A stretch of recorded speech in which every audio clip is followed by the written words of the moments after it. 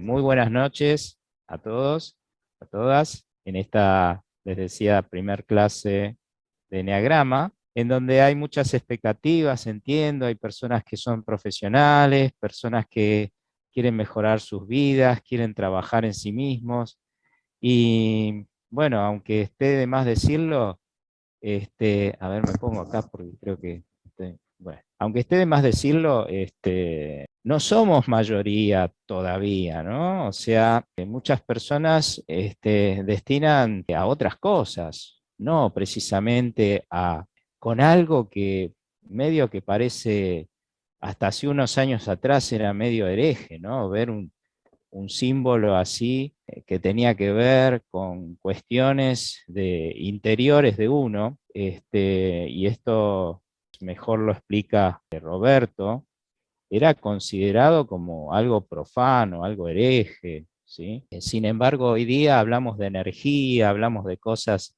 así un poco abstractas, pero con mucha atención, porque algo está pasando.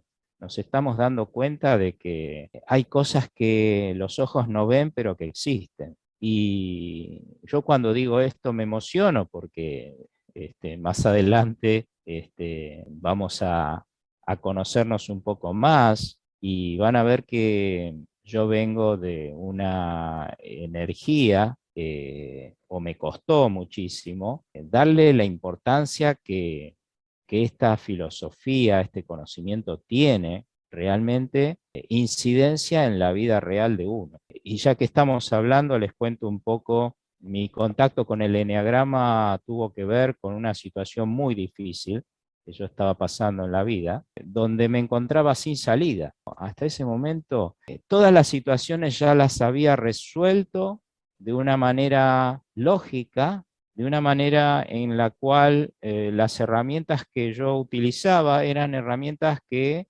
estaban, digamos, prácticamente al alcance de toda persona que hubiera estudiado, que, digamos, no quiero decir nada así, ¿no es cierto?, espiritual o cosas así que tengan que ver con culturas y etcétera. Entonces, cuando yo me enfrento a esa situación, me pasa que no tengo salida y sin embargo, yo no me daba por vencido y entonces se presenta el eneagrama. Y yo en ese momento no tenía conciencia de por qué se me cruzaba el eneagrama por delante. Lo que quizás me ayudó fue esa apertura que tuve por una situación desesperante que estaba pasando, y es que de alguna manera me obligó a abrirme. Y ojalá a nadie tenga que llegar a esa situación para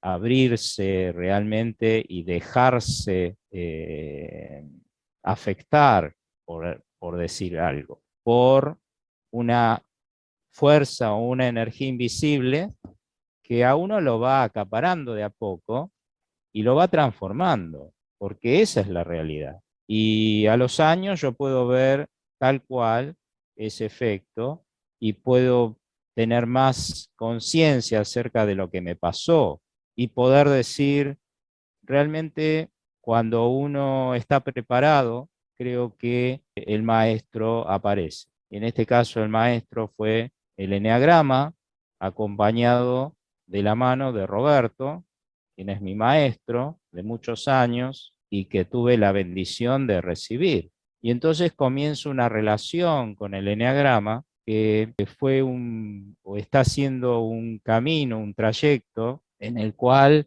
uno siente que está tan agradecido que quiere devolver por lo menos una partecita de lo que uno fue absorbiendo y asimilando, ¿no? Y entonces se da esta posibilidad de transmitirlo, de facilitarlo. Por supuesto es que uno en el camino es que está, lo hace con las herramientas y con los conocimientos que uno, o con la modalidad en que uno lo puede hacer. Y sin embargo, la intención está, y la intención está en agregar a esta filosofía, este conocimiento, humildemente, ¿no? La visión particular propia y personal de la experiencia que uno vivió. Y eso quiere decir que van a ver algo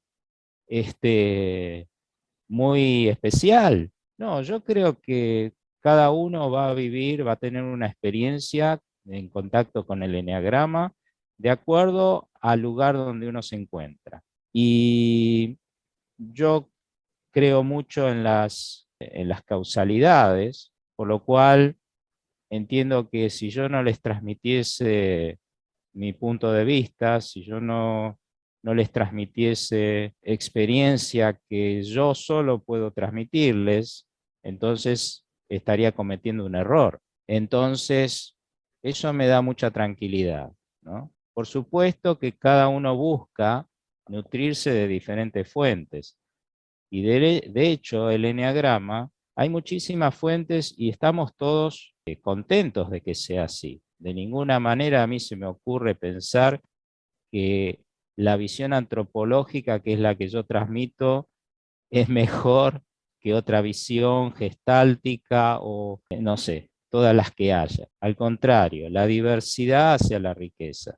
Pero por supuesto vamos a hacer diferencias a medida que va el curso de por qué hay ciertas particularidades donde hacemos hincapié, especialmente en la parte antropológica espiritual, que hacen la diferencia y que realmente son necesarios hacer para exaltar o destacar la utilidad que nos proporciona esta sabiduría. ¿Por qué digo la utilidad? Porque lo primero que hay que decir aquí es que muchas personas se acercan a este conocimiento porque quieren, con el argumento de querer conocerse, están buscando una especie de encasillamiento propio. Alejandro, ¿qué esencia soy? ¿Qué eneatipo? ¿Qué número soy? De todo he escuchado. Como para saciar una expectativa, una sed de la persona de, ¿yo a dónde pertenezco? ¿No? ¿Dónde estoy ubicado, ubicada aquí en este mapa? Porque eso me tranquiliza, ¿no? Y peligro, mucho peligro ahí, porque esa ansiedad de querer saber qué eneatipo soy, y eso es una trampa porque después no dan el siguiente paso. Y hay muchos siguientes pasos para dar. Y en esa trampa pueden caer ciertos tipos de personas, no todos los tipos. En mi caso no fue así, obviamente, porque seguí estudiando y profundizando, que es propio de mi eneatipo, pero entiendo que esa parte hay que hacer hincapié, ¿sí? Las expectativas son buenas cuando uno sabe que son expectativas, ¿sí? Y hablando de expectativas, aparte, seguramente hay expectativas de cómo una vez que yo estudio esto, cómo lo voy a aplicar. Habrá expectativas de, bueno, ¿cómo me doy cuenta de que esto me está sirviendo? Distintas preguntas que también me gustaría que ustedes me acerquen, porque si bien hay un programa que han leído en la página, seguimos un esqueleto, un cordón principal, pero es importante que ustedes se sientan como que están saciando esa sed de haber encontrado o estar encontrando lo que vinieron a buscar. Es muy importante porque vamos a estar, y ni les cuento lo que fue eso, pero realmente la transformación que hubo ahí fue una cosa milagrosa. Si quizás comparamos las caras de las personas cuando entraron con como terminamos en julio, ahí ya eso va a hablar por sí solo. Y creo que es la primera aspiración, es qué hace esta filosofía, esta sabiduría en mí, qué es lo que es capaz de hacer en mí, porque muchas personas se apresuran y quieren catalogar a otra gente, ¿sí? Entonces quieren ayudar a todo el mundo, pero se saltean un paso, ¿sí? No lo aplican en ellos mismos. O lo aplican o piensan que lo aplicaron, Dice, no, no, mientras voy aplicándolo yo, voy enseñándolo, me parece bárbaro, ¿sí? Pero nunca perdamos esto de que yo no puedo ayudar tanto al otro como si primero no me ayuda a mí. En esto Roberto es muy, muy claro y lo vemos, los ejemplos, muy, muy harto consciente de que muchas personas que estudian eneagrama y se enteran de su esencia, no quieren ser de esa esencia, ¿sí? Y esto es muy, bueno, para mí es medio risueño, pero es algo quizás una primera etapa, ¿no? Cuando uno se encuentra con esas cosas de las luces y las sombras, dice, ay, pero esto no me gusta, ¿no? Y entonces la primera reacción es esa. Pero cuando uno va comprendiendo, ¿no? La unidad, a pesar de que hay 9 puntas, cuando uno va comprendiendo la unidad, la comunidad que hay, entonces se va dando cuenta de que todos somos necesarios, ¿sí? Eso es importante aclararlo, importante que ustedes me den su retorno, su devolución. A cada momento tienen el chat.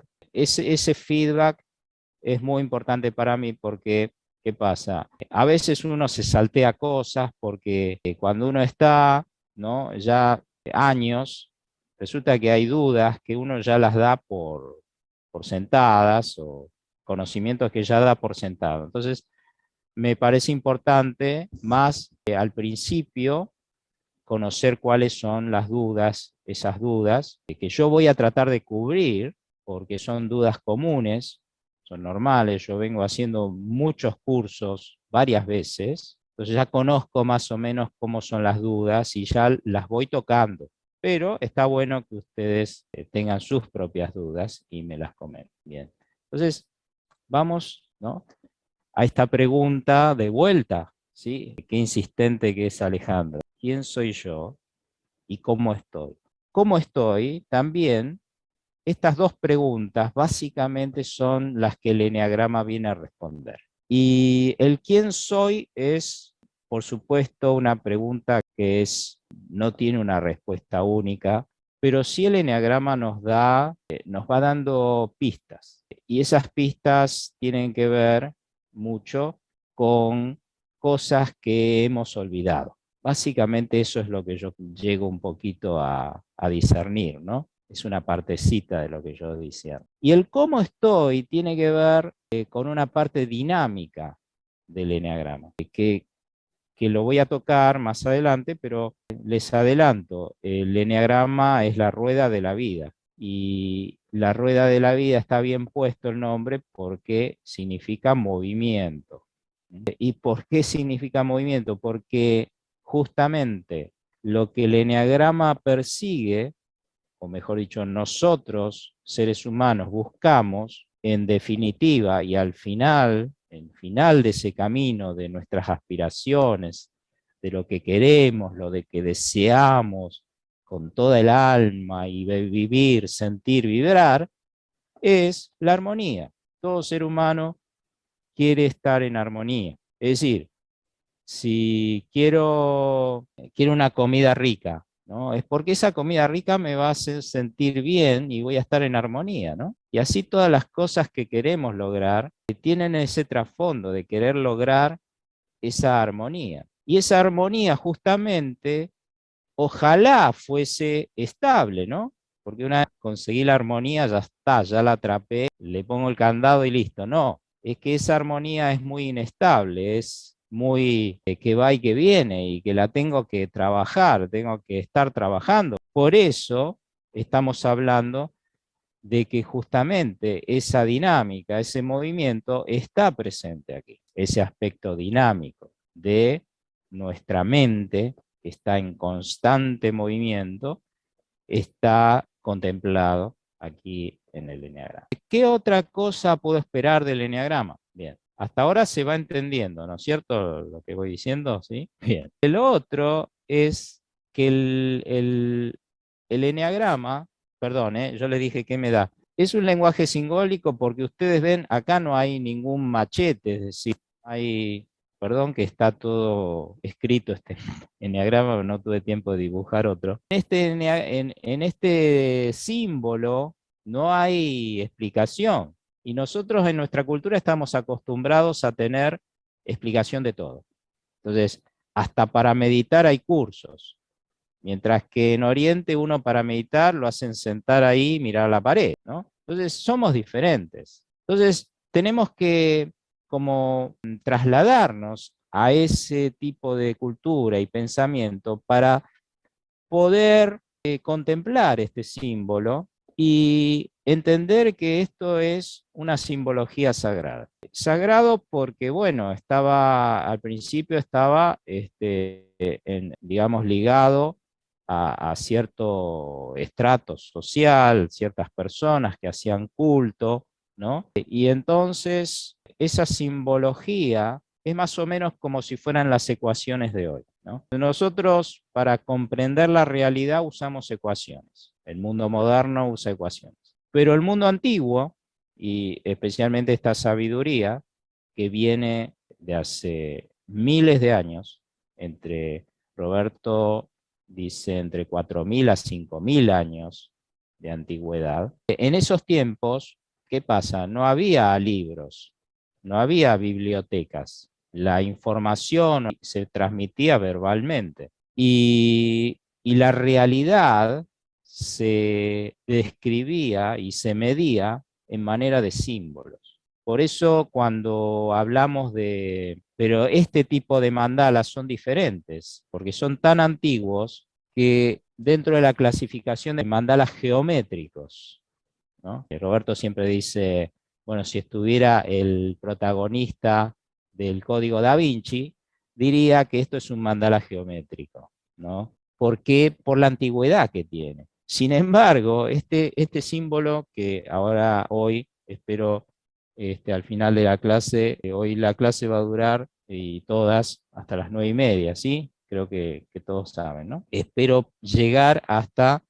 describir cada figura geométrica que está contenido aquí en el eneagrama, ¿no? Y ese mandala geométrico, ¿no? Describe al hombre, describe nuestras tres energías, nuestra energía física, nuestra energía espiritual y nuestra energía psíquica, ¿no? Lo nombro así por arriba porque vamos a ir profundizando a lo largo de esta clase. ¿Y qué más? Al ser un lenguaje simbólico, uno va aprendiendo como una técnica de abstracción cuando se va manejando a través de esto. Aquí creo que nadie estuvo ayer, pero ayer yo analicé este eneagrama y con algunas preguntas llegué a una profundidad que la persona ponía unas caras como que no podía creer, ¿sí? Y normalmente eso es lo que ocurre,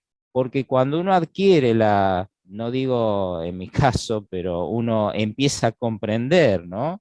Hasta qué nivel uno desarrolla esa capacidad de abstracción para leer este símbolo, uno se va dando cuenta de que está adquiriendo una capacidad extra, en donde ya los números que parecieran arbitrarios, ¿por qué empieza acá el 1, no?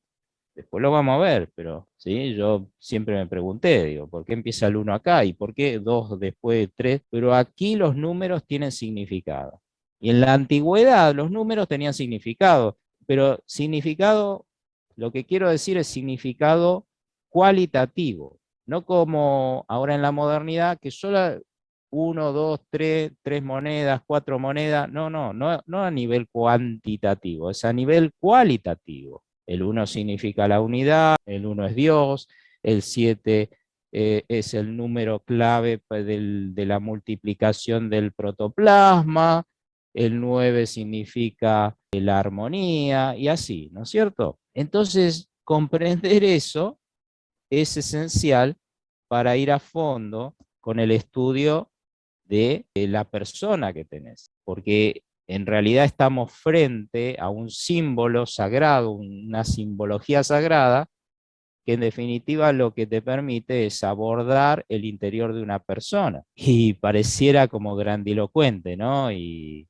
quienes, sin embargo, muchos terapeutas, muchos counselors y personas que hacen terapia consideran muy, muy útil esta sabiduría, dado que les da una información, y yo me incluyo, nos da una información muy, muy valiosa y nos ahorra muchísimo tiempo. Ok, eso es lo que quería decir con el tema del lenguaje simbólico, para seguir más adelante. Y aclaración viene ahora, aclaración. No es un test de personalidad. Y obviamente lo que dije es lo que apoya esto, porque si fuese un test de personalidad, esto hubiera nacido en los tiempos modernos. Sin embargo, es algo que ya les dije, viene de hace miles de años, por lo cual no es una tendencia, no es un método para catalogar personas, no es nada que, que, que haya nacido con la modernidad. Y eso no quita que haya, que, que la psicología haya utilizado este conocimiento para desarrollar teorías y herramientas muy útiles, porque cada uno ha tomado de esta filosofía lo que le sirvió para desarrollarlo, lo cual me parece muy positivo, ¿sí? Lo que les vuelvo a repetir, muchas personas buscan con alta expectativa conseguir encasillarse. En realidad, lo que el eneagrama te permite es conocer cómo estás encasillado en una zona de comodidad, habiendo desarrollado estrategias para vivir desde ese lugar.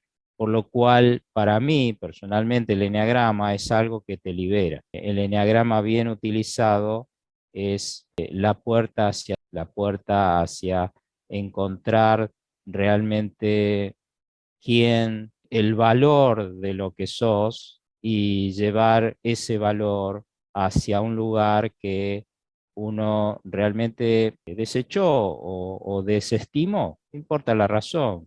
Quizá era más seguro vivir desde esa personalidad, no tuve otra, y poder vivir desde ese lugar. Por supuesto, dicho es mucho más fácil que hacerlo, pero hay que decirlo, ¿sí? El eneagrama permite eso. También, bueno, dije, es una sabiduría muy antigua, y también el eneagrama es lo que Roberto llama lenguaje actitudinal. ¿Por qué? ¿Por qué lenguaje actitudinal? Es que nosotros hemos aprendido un lenguaje, más desde chicos, que es un lenguaje que tiene muchos matices de acuerdo a con quienes estuvimos. Entonces, ponele, si una persona que es hijo de dos abogados, ¿no? ¿Qué va a estudiar? Abogacía, ¿sí? Y más si es el hijo mayor. Obviamente no es siempre así, pero es lógico pensar que el lenguaje que se maneja en esa familia, que la persona mamó desde chico, es un lenguaje que lo va a tender a influir muchísimo en su vida posterior. Y entonces uno aprende lenguajes que en definitiva lo llevan a uno a vivir desde un lugar que no puede estar seguro de que sea ese lugar que a uno le corresponde o que uno quiere estar. Entonces, bueno, hay casos de contadores que se reciben de contador y se dedican a ser chef, y así de todo, ¿no? Un caso real, este es un caso real, el que le dije, el hijo de dos abogados que se recibe y que al final quiere estudiar cultura oriental. ¿Y qué van a decir los padres? Y me salió fallado el hijo. Encima el hijo mayor, me salió fallado, ¿no? Y ese lenguaje actitudinal no le sirve a nadie. Entonces, el eneagrama nos viene a traer un lenguaje que esto nos explica en una clase. El lenguaje actitudinal se va mamando, ¿no? Porque yo también, yo escuchaba el lenguaje actitudinal, bueno, yo quiero una clase de lenguaje actitudinal, y no, uno lo fue aprendiendo durante los años, y uno se va dando cuenta de que es fabuloso, porque a través de esas actitudes, o discernir esas actitudes, las que me acercan y las que me alejan de mi mejor versión, es decir, de mi alto ser, de quién soy yo realmente, todo está más claro. Desde el punto de vista del desarrollo personal, la claridad es una de las aspiraciones primordiales que uno tiene que ostentar, tiene que perseguir y tener bien claro cuáles son, frente a este problema, las actitudes que me acercan a ese ser, quien soy, y cuáles las actitudes que me alejan, me permite discernir bien si estoy yendo hacia mi integración o si me estoy yendo a mi desintegración. Ese es otro término que también se usa aquí en el eneagrama. Entonces ya me voy alejando de ciertos lenguajes, como por ejemplo muchos padres dicen, ¿no? Me salió un hijo tranquilo, que está todo bien, ¿no? Pero me salió otro hijo que no hay caso, es quilombero, hace lío, está siempre gritando, no me deja en paz, como si ese hijo fuese fallado. ¿Y por qué es tranquilo es bueno? ¿Desde cuándo un hijo tranquilo es bueno y un hijo que hace ruido es malo? ¿No? Es malo para el padre que, digamos, no quiere cambiar, ¿sí? Y entonces, ¿qué pasa? Resulta que cuando hay cosas así, no, el hijo tiene algún problema, ¿no? Hay que llevarlo al psicopedagogo, a la pedagoga, o hay que, necesita tratamiento, algo, para que esté más tranquilo. Porque el eneagrama te va a decir, primero, que si vos estás queriendo que los demás sean como vos querés que sean, vos no te estás conociendo. Y esto es un aprendizaje muy personal mío. Conocerse implica aceptar a las personas con quienes estás. Y no entiendan, por favor, que aceptar es resignarse, ¿no? Decir, uy, tengo un hijo así. Bueno, la aceptación es un proceso. Cuando vos decís, tengo que aceptar que tengo que tal cosa, está diciendo, estoy resignándome a tal cosa. La aceptación no es algo, no es un hito, pero de hecho esa aceptación es un proceso que vos permitís que ocurra cuando vos te empezás a conocer. Entonces, cuando vos ves realmente qué estrategias estás utilizando y hacia dónde te están llevando, recién ahí agachás la cabeza y decís, bueno, ¿qué tengo que aprender acá? ¿Sí? ¿Qué es lo que esta relación que me vuelve loco me está enseñando a mí? Y recién ahí comienza un viaje en el cual vos te incluís. Es muy fácil echar la culpa afuera, mientras que el eneagrama obligatoriamente te hace apuntar los faroles hacia adentro. Entonces no hay escapatoria aquí, no hay manera de huir a eso. Por eso es que si quieren huir, están a pie, es un chiste. Y esto apunta al desarrollo personal, el lenguaje actitudinal, quiere decir que el eneagrama está de acuerdo con las pautas del desarrollo personal, y es por lo cual todos estamos aquí aprendiendo. Lo del mandala geométrico ya lo dije. Bueno, y respecto al nombre, eneagrama. Eneagrama quiere decir dibujo de 9 puntas, y eso se lo puso el nombre la escuela pitagórica.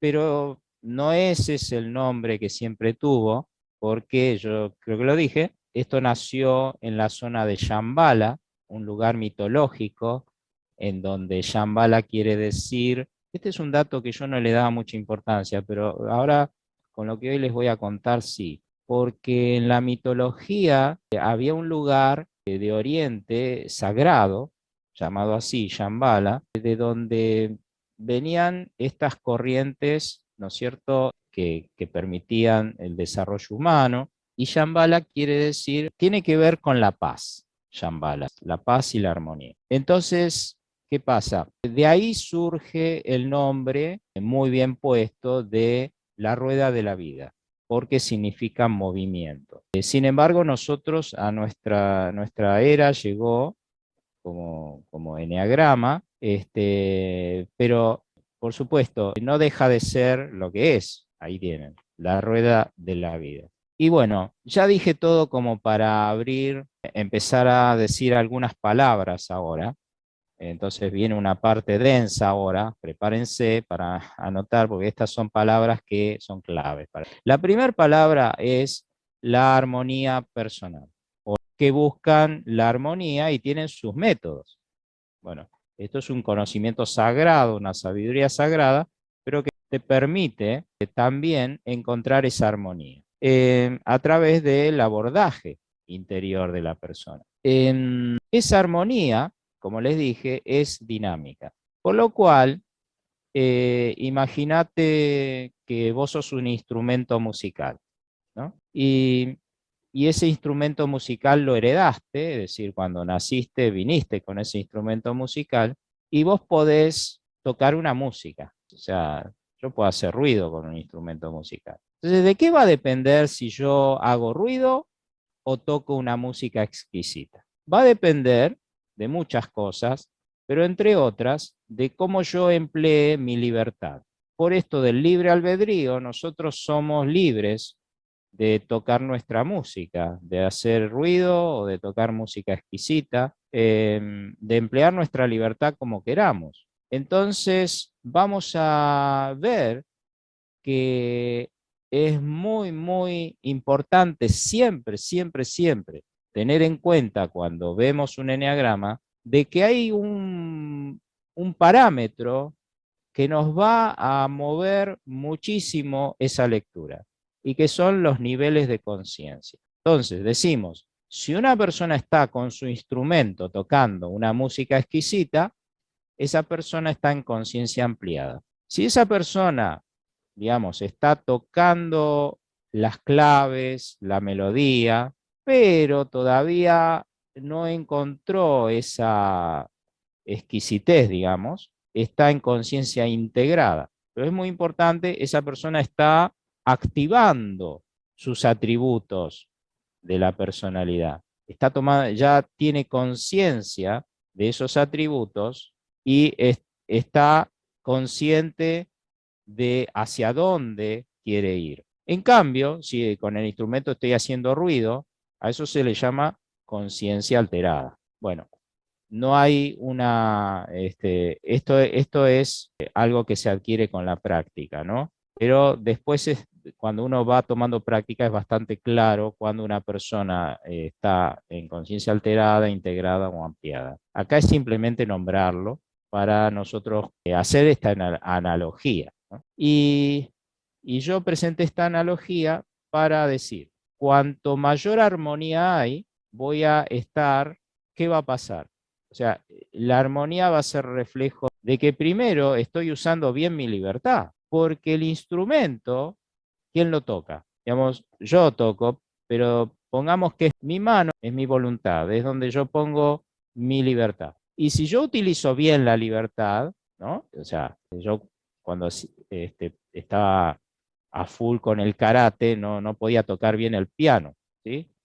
Pero bueno, un poco tenemos que hacer analogía de por qué no estamos empleando bien esa libertad, que estamos tocando mal. Quien no se hace cargo de que la música que está saliendo no es tan buena y está saliendo ruido, nunca va a poder darse cuenta de qué es lo que está pasando. Y entonces hay que saber cómo estoy empleando esa libertad. Por lo tanto, mi mano yo tengo que estar consciente de mi libertad. Y esto lo digo porque no sé, más del 60-70% de los enneagramas que leo tienen problema de la libertad. No están utilizando bien la libertad. Y es esa mano que toca el instrumento, tan importante para que salga una música exquisita. Entonces, sin libertad no hay armonía. Mucho sentido tiene esto, ¿sí? No las tengo que convencer de esto. Es necesario la libertad para tocar esa música exquisita. ¿Qué más tengo? Bueno, vamos a pasar a lo siguiente.